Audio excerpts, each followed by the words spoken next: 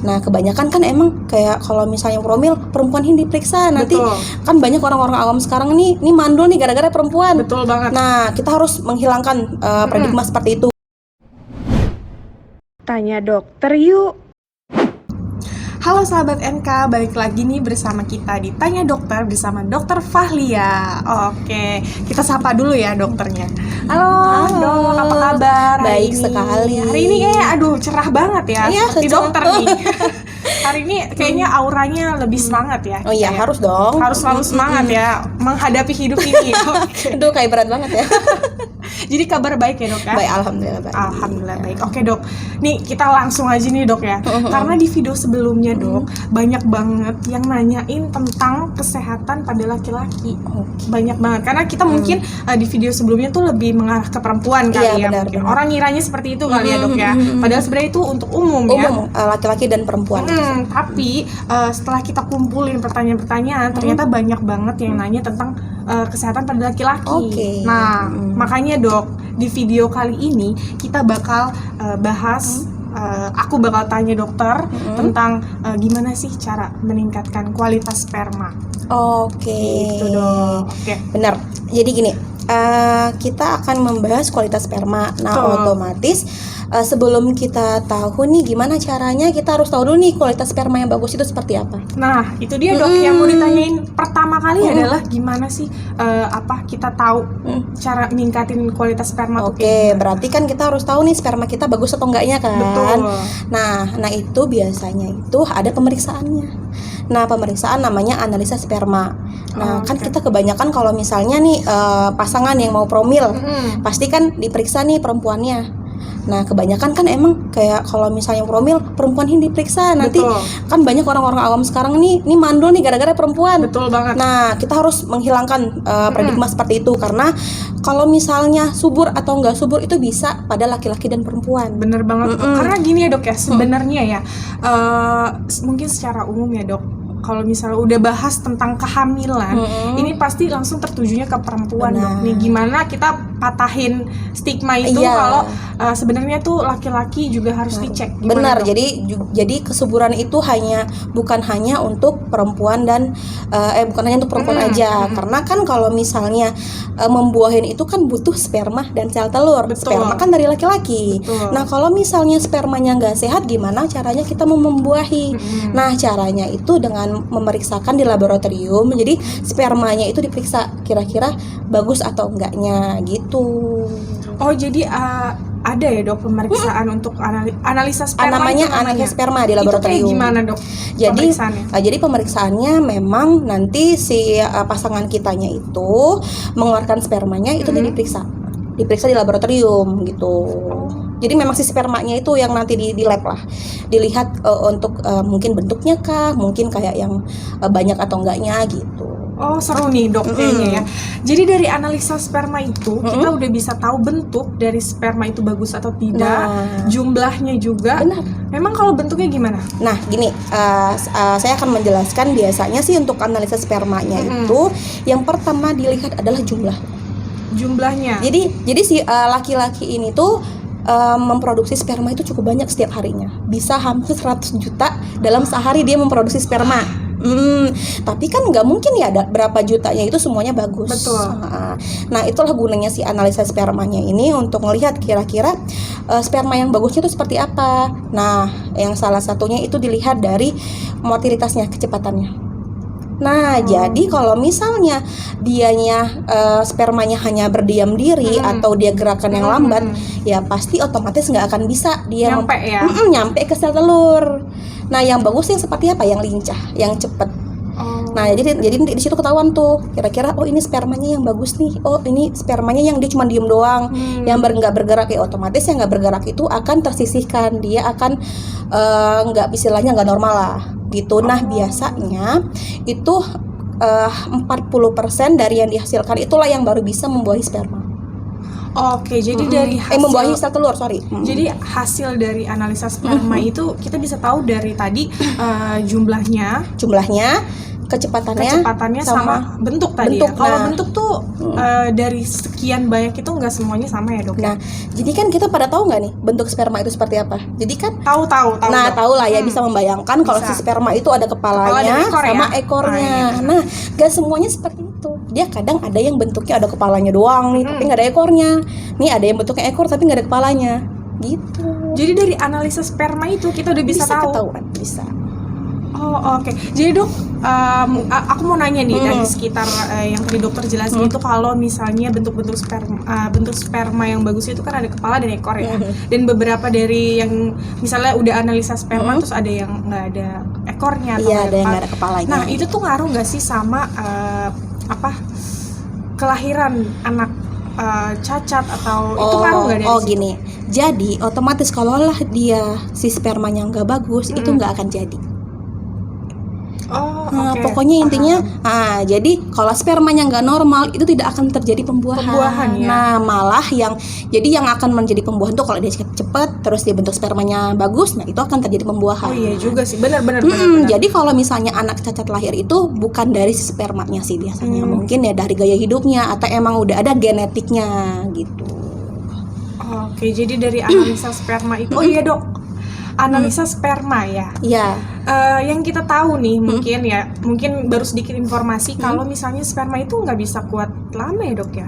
Nah itu dari analisa itu harus cepat. Iya, jadi sebenarnya kan misalnya nih pemeriksaannya hari ini, ya mau nggak mau diperiksakannya harus itu hari itu juga, karena si sperma itu bertahan di luar, di lingkungan luar itu sekitar 20 menit sampai 60 menit.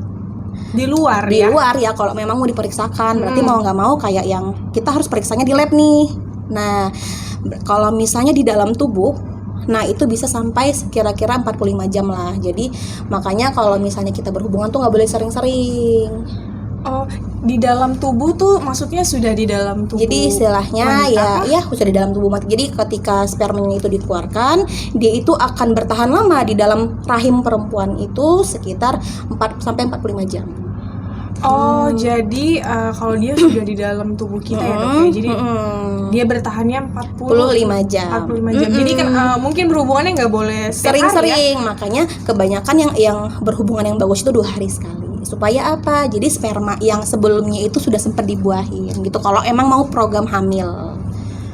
Oh gitu dok. Jadi dari analisa sperma itu kita udah bisa tahu kualitas dari sperma yang baik seperti apa dan kurang bagus seperti apa. Benar. Dan apakah dari hasil itu bisa menentukan ke depannya. Kayak ini kan sperma itu dikeluarkan pada hari itu. Hasil tentunya akan dilihat dari sperma tersebut. Iya, ya. benar. Apakah itu akan menjadi patokan untuk hari setelahnya? Iya, seharusnya seperti itu karena kan itu Rata-rata akan, gitu ya? iya, karena kan juga kalau ngaruhnya kan mungkin ke gaya hidupnya. Kalau misalnya dia ngerasa gaya hidupnya sudah bagus, ketika spermanya udah bagus ya udah berarti emang hasilnya seperti itu gitu. Kecuali emang dia punya penyakit yang lainnya gitu. Oke, baik dok. Jadi itu lebih ke udah tahu pemeriksaan kali ya, karena kan kalau misalnya kita lihat kasat mata ya, contohnya itu kan kita nggak bisa lihat ya sperma itu ada ekornya kah, ada bentuknya kah, atau jumlahnya kita juga nggak tahu kan. Itu lebih ke kedokteran ya. Iya, benar, ke medis jatuhnya. Lebih ke medis, betul. Oke, jadi dok tadi aku pengen tanya, itu kan dari hasil tersebut kita bisa lihat dari lab ya. Kalau semisalnya dari kita sendiri mau lihat secara kasat mata, itu bisa nggak? Misalnya apakah kental kah atau dari situnya? Palingan nanti dilihat warnanya sih. Biasanya kan kita sudah tahu ya kalau warna spermanya itu seperti apa, putih gitu kan. Nah mungkin kalau emang ada gangguan, mungkin ada berwarna dia kuning atau ada berwarna dia merah, otomatis kan ini ada penyakit atau ada kayak kelainan. Nah terus dilihat dari dia encer atau kentalnya, nah itu bisa gitu. Palingan nanti ketika ini kayaknya warna spermanya ini berbeda deh, nggak kayak biasanya. Nah itu mungkin bisa langsung dikonsultasikan ke dokter. Itu pasti biasanya ada kelainannya atau ada kayak penyakit atau gangguannya gitu. Oke. Nah dari pernyataan dokter tadi bisa dilihat dari kacamata bisa ya dok ya. Tapi kita lihatnya itu misalnya dalam jangka waktu 3 hari, apakah terus menerus hasil si sperma seperti itu, atau dalam sehari mungkin wah ini kayaknya udah nggak bagus nih, terus langsung cek. Itu lebih bagus yang kayak gimana? Ya yang kayak tadi misalnya kalau kita ngerasa warna spermanya kok beda ya hari itu misalnya. Iya, warnanya kok nggak kayak biasanya gitu. Terus kalau misalnya juga nanti dari pada saat itu kan ejakulasi namanya ya. Kalau ejakulasinya kok mungkin kayak kok kecepatan atau pada saat ejakulasinya kok sakit. Nah, itu kan berarti kan emang ada gangguan. Nah, itu saat itulah kita harus memeriksakan. Karena kan kita kan takut nih terjadi adanya mungkin gangguan di alat kelamin kita gitu. Oke. Nah, Dok, tadi kita cukup membahas tentang analisa sperma ya. Ternyata benar. itu penting juga ya, Dok, ya, biar kita tahu sebenarnya kalau misalnya sperma yang 100% bagus tuh ada nggak sih? Atau mungkin itu adalah salah satu bukan syarat sih jatuhnya, apa ya? Bisa dibilang tuh sperma bagus lah 100%. Atau memang nggak ada sperma yang 100% bagus? Nah, balik lagi tadi yang saya bilang. Jadi laki-laki bisa menghasilkan jutaan sperma. Nggak semuanya bagus. Setidaknya 40% harus bagus untuk bisa membuahin si sel telur. 40%. 40% dari misalnya 10 juta gitu. Misalnya 10 juta nih, berarti ya mau nggak mau kayak yang 4 jutanya bagus gitu. Itu cukup segitu aja sih. Jadi memang kalau ada yang nggak normal itu wajar. Oh, oke. Jadi kita termasuk beruntung ya, bisa lahir ke dunia ini ya dari jutaan sperma yang berjuang buat membuahi, terus kita adalah salah satu pemenangnya ya, Dok, ya. Betul. Wah, benar sih. Kalau misalnya kita bahas tentang ini tuh, jadi bikin kita tuh ngerasa lebih bersyukur mungkin ya, Dok, ya. Jadi nggak semuanya tuh kita bisa lihat orang lain, misalnya dapat kembar satu aja kayak tuh pernah udah dengar istilah gini nggak sih, kayak yang ada kok sperma yang dibuang, wah itu ada calon presiden yang terbuang. Iya, benar. Mungkin saya udah ngalahin beberapa menteri di belakang ya, jadi saya lahir di sini. Iya, benar juga sih, Dok. Itu bikin kita tuh ngerasa lebih bersyukur ya, Dok, ya. Dengan keadaan kita yang sehat seperti ini mungkin. Oke deh, Dok, itu cukup menarik, Dok, pembahasan kita kali ini ya. Jadi selain edukasi, kita juga bisa tahu nih sebagai warning lah jatuhnya ya. Kalau memang sperma udah nggak bagus kelihatannya atau kondisi udah kurang bagus, bisalah dicek. Warning untuk yang mau program hamil sih sebenarnya. Lebih ke situ ya, Dok, ya. Oke deh. Nah, Dok, tadi kan kita udah bahas tentang hasil spermanya itu bagus atau tidaknya. Nah, sekarang aku mau tanya tentang penyebab dari sperma itu nggak bagus tuh apa gitu. Jadi sperma nggak bagus itu kan memang ada penyebabnya. Nah, ada yang penyebabnya karena yang manusia itu buat sendiri, ada yang memang karena mungkin yang penyakit di dalam tubuhnya. Betul. Nah, salah satu kita ngebahas penyakit dulu nih. Nah, di itu ada yang namanya kelainan hipotalamus di otak. Yang dimana si kelainan yang si hipotalamus di otak ini tuh dia itu akan mempengaruhi si hormon laki-laki namanya testosteron, yang dimana hormon itu nantinya akan memproduksi sperma. Nah, kalau misalnya ada kelainan di bagian hipotalamus, ya otomatis akan spermanya kualitasnya akan tidak bagus. Hipotalamus itu tadi hanya ada di laki-laki atau perempuan laki-laki itu ada? Enggak, hipotalamus semuanya ada. Jadi emang ada yang jadi si hipotalamus itu ada yang menghasilkan hormon testosteron pada pria. Yang kedua itu ada namanya kelainan pada testis. Jadi sperma itu diproduksi di organ testis pada laki-laki. Jadi otomatis kalau si organnya itu udah rusak, pabriknya udah rusak atau kayak yang ada kelainan atau ada sakitnya, otomatis si kualitas sperma juga nggak bagus. Nah, dan satu lagi yang paling penting itu kenapa sperma kualitasnya bisa nggak bagus adalah dari penyakit infeksi menular seksual. Seperti sifilis, gonore, yang raja singa orang bilang itu, yang kencing nanah. Nah, itu bisa buat kita bisa buat sperma itu nggak bagus, bisa jadi kayak yang mungkin produksinya nggak bagus, bentuknya nggak bagus. Nah, itu bisa ngaruh dari penyakit tersebut gitu. Ternyata ya, Dok, ya, baru tahu nih dari satu titik aja tuh penyakitnya banyak ya, Dok, ya? Iya, benar. Karena yang aku tahu nih ya palingnya HIV, sifilis itu aja, tapi ternyata banyak sekali ciri-ciri yang bikin sperma itu nggak bagus. Benar. Nah, itu kan dari penyakit ya.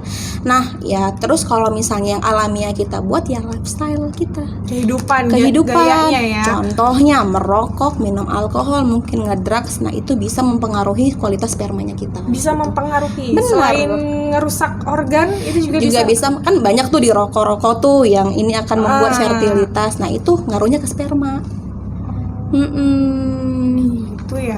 Duh, kayaknya ini benar-benar penting banget Iya, informasi bener. ini ya buat kalian yang mau menjaga, nggak harus pas mau nikah aja, tapi dari sekarang Dari ya dok ya, sekarang. kita harus benar-benar jaga diri kita dari ya kalau misalnya nggak perlu nggak usah lah Iya, gitu ya. benar. Kalau nggak penting-penting banget ya nggak usah lah dikonsumsi gitu ya dok ya. Benar. Terus juga gaya hidup kayak tidur gitu ngaruh nggak dong? Capek.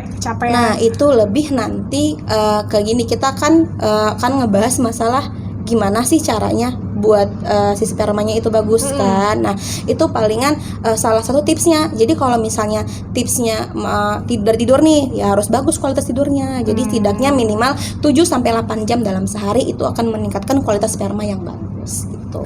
Oke, dok, aku lupa nih mau nanya tadi. Kita kan tadi bahas tentang infeksi menular seksual. Oke, iya benar. Nah, semisalnya dari pengecekan selain analisa sperma itu kan ada yang namanya medical check up atau Iya, tes benar. yang langsung spesifik ke Iya, arah penyakitnya ya, dok? Penyakitnya. Kayak misalnya rapid test HIV atau Oke, sifilis. Nah, benar. menurut dokter nih lebih bagusnya kita medical check up dulu, karena kan medical check up itu keseluruhan ya. Iya, seperti yang kita bahas kemarin ya. Betul sekali. Kita medical check up dulu atau ya udahlah langsung aja ke spesifik karena takut ada gejalanya. Oke, gini. Sebenarnya gini, kalau misalnya kitanya ada gejala yang mengarah ke infeksi menular seksual gitu kan. Nih, biasanya nih si pasien akan datang kalau dia udah ngerasa kayaknya kemarin saya ada jajan deh. Oke. Nah, terus tiba-tiba kayak worry gitu, terus ada gejala yang mengarah ke mungkin kayak yang kelaminnya yang mungkin sakit atau buang air kecil sakit. Nah, itu biasanya yang paling basicnya dulu kita cek itu di medical check up bisa. Itu namanya bisa ke urinalisa lengkap. Jadi si Oke. urinnya itu diperiksa, Dicek dulu ya? dulu ada apa enggak bakterinya, ada enggak tanda-tanda infeksi. Nah, kalau emang mau lebih spesifik lagi untuk melihat kira-kira ini bakteri apa. Nah, itulah diceknya, mungkin cek sifilis, cek HIV mungkin bisa, dan cek untuk gonore juga ada gitu yang seperti raja singa gitu. Oke, kebetulan nih teman-teman kita juga Kenapa? ada nih di klinik kita cek untuk tes HIV atau sifilis atau bahkan medical Gonore. check up ya. Medical Gonore check juga up, ada ya. Nah, kita juga lagi ada promo teman-teman untuk yang mau tes HIV, sifilis, kita lagi ada promo 250.000 sudah free konsultasi dengan Dokter Fahli ya. Murah sekali. Murah sekali ya dok buat cek kayak gitu ya. Iya, benar. Nah, buat kalian yang mungkin hanya untuk pemeriksaan rutin misalnya, Iya. itu nggak apa-apa ya dok ya, tes nggak harus yang Iya udah punya sih. gejala baru Iya, tes ya dok ya. biasanya sih kalau yang kalian ngerasa aktif dalam berhubungan seksual yang bukan istrinya atau yang Iya, bukan pasangannya, betul. ya setidaknya rutinlah di check up gitu. Nah, buat yang mau cek, mau coba tanya-tanya dulu, boleh banget langsung aja di DM, boleh Instagram atau langsung ke WA kita, nanti kita cantumin ya yang mau konsultasi atau mau periksa. Betul, misalnya mau konsultasi dulu, ini kira-kira saya harus tes apa gitu, karena kan Iya. kita juga banyak ya dok tes-tes yang lain nggak dengan langsung tes HIV atau tes sifilis, kita ada beberapa tes juga, jadi bisa langsung dikonsultasiin dulu ke dokter Fahli ya, Boleh. kira-kira yang bagus yang mana, yang harus dites yang mana gitu ya dok ya. Jadi biar nggak 2 kali atau Iya, ternyata saya benar. salah tes nih. Jadi gitu. konsultasi aja langsung ke dokter Fahli ya, keluhannya apa, atau bahkan nggak ada keluhan juga boleh ya dok ya? Iya, benar. Oke, nah dok, ini kayaknya ini dok, kita kalau ngomongin infeksi menular seksual kayaknya harusnya banyak nih dok ya, Banyak. karena dari beberapa penyakit itu kan beda-beda Iya, ya dok benar. ya. Mungkin dari segi ciri-cirinya atau gejalanya itu kayak kita harus bahas nanti di Benar, kalau video misalnya selanjutnya yang setuju mau kita ngebahas itu mungkin bisa komen bisa di bawah. komen nih, kita mau bahas tentang secara detail infeksi menular seksual. Benar. Laki-laki dan perempuan tentunya. Iya, pastinya, karena kan berpasang-pasangan, jadi ya dua-dua harus diperiksa, kita cari tahu nih penyebabnya apa. Betul gitu, sekali. Dan ini penyakitnya. juga nggak cuma buat yang belum menikah ya dok ya. Iya, karena kan zaman sekarang banyak yang seksual bebas, jadi harus worry terhadap itu. Gitu. Nah, jadi buat yang mungkin belum berpasangan atau yang sudah berpasangan justru juga punya potensi buat ada penyakit tersebut ya dok ya. Benar. Jadi ini bisa Oke. ditonton sama siapa aja. Jadi kalau misalnya ada yang mau misalnya, ini kita bahas nih lebih tajam lagi Iya. tentang infeksi menular seksual, tuh boleh banget di komen ya guys. Iya. Oke deh dok. Ini kayaknya udah banyak banget ya yang ada di otak aku nih informasi baru mengenai meningkatkan kualitas sperma. Sperma, Jadi kita benar. bisa tahu ya dok, walaupun ya aku perempuan, tapi kita juga tetap harus menjaga antara apa kita punya anak Iya, ya. benar. Kita harus punya edukasi lah minimal. Benar. Minimal tuh yang kita tahu beberapa lah ya dok ya. Nah, yang terakhir, pertanyaan Oke. terakhir nih dok. Tips agar kita menjaga sperma lebih baik. Oke, gini, yang paling penting adalah apa yang kita konsumsi. Otomatis yang kita konsumsi nanti akan menghasilkan sperma yang bagus. Yang pertama itu dari makanan. Nah, harus banyak mengkonsumsi makanan yang mengandung B12. Contohnya seperti ikan, seperti susu, seperti Oke. kacang almond. Nah, lalu yang kedua banyak mengkonsumsi vitamin C, makanan yang mengandung vitamin C seperti jeruk, sayuran gitu kan. Nah, makanan udah nih. Terus pola tidur yang tadi ya. Pola tidur tuh harus bagus, tidaknya 7-8 jam dalam sehari. Ngaruh ya dok ya? Itu ngaruh sekali. Dan yang ketiga nih, olahraga. Nah, olahraga ternyata juga membuat kualitas sperma bagus gitu. Olahraga tuh yang kayak gimana? Oh, yang oke. berapa hari sekali? Yang bagusnya itu olahraga 3-4 kali dalam seminggu, dalam jangka waktunya itu 15-30 menit, nggak boleh juga berlebihan. Oh, Nah, karena capek ngaruh. iya, karena ya setidaknya olahraganya boleh apa aja sebenarnya, kayak jalan kaki, jogging, renang itu boleh. Nah, tapi cukup diperhatikan bagi yang nge-gym nih. Oh, Nah, gitu. kalau nge-gym kan kadang ada orang yang pengen ototnya gede mengkonsumsi steroid. Nah, itu nggak boleh. Jadi itu bisa nanti akan mengganggu kualitas sperma gitu. Oh, jadi steroid justru Yang orang mau gede-gedein otot itu kan mereka kan kadang konsumsi steroid ya. Nah, itu akan membahayakan sebenarnya karena kan tidak sesuai dengan resep dokter atau konsultasi dokter. Nah, itu nantinya bisa mengganggu kualitas sperma. Oh, oke. Tapi bagi yang mengkonsumsi, kan kita juga ini maksudnya bukan melarang untuk minum Iya, itu ya, tapi benar. itu menjadi salah satu yang Yang akan mempengaruhi kualitas sperma. gitu. Oke, udah Susu itu nggak ngaruh.